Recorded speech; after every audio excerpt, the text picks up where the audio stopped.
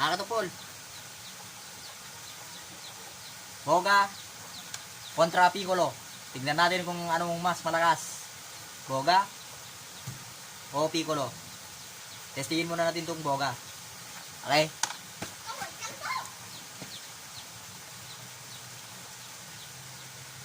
Meron tayong tiner dito. Siyempre, 7. 7 na lata ito. 7 na lata. 7 din na patak. 1, 2, 3, 4, 5, 5, 6, 7. Okay? 7 na patak.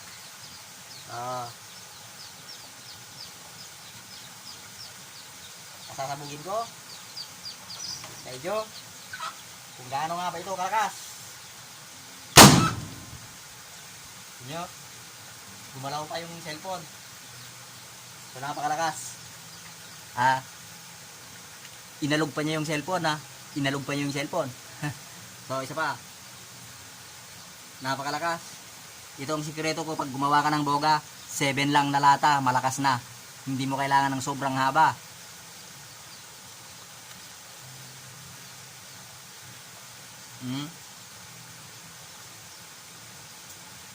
Isa, 2, 3, 4, 5, 6, 7. Okay, 7.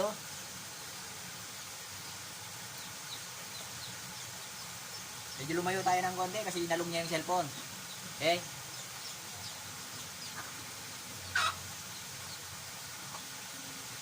Okay?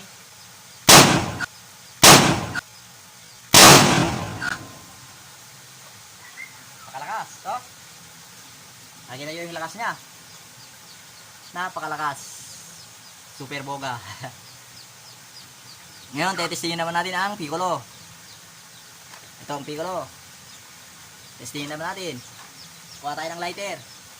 May lighter din dito. Testingin natin Piccolo. Ayan. Testingin natin Piccolo. Boga versus Piccolo. Okay.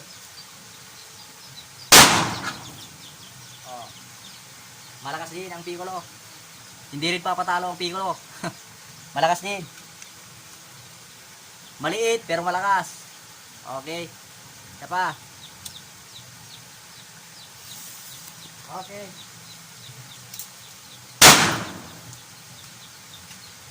Malakas din, no? Okay. Boga at Piccolo sobrang lakas. Pero kapag sa safety, mas okay ang Boga. Walang disgrasya, okay? Yan. Kapag buha ka ng Boga, 7 lang na lata. 7 na lata. Ang sikreto. At kung maglagay ka ng thinner, 7 rin na patak. 7 na patak.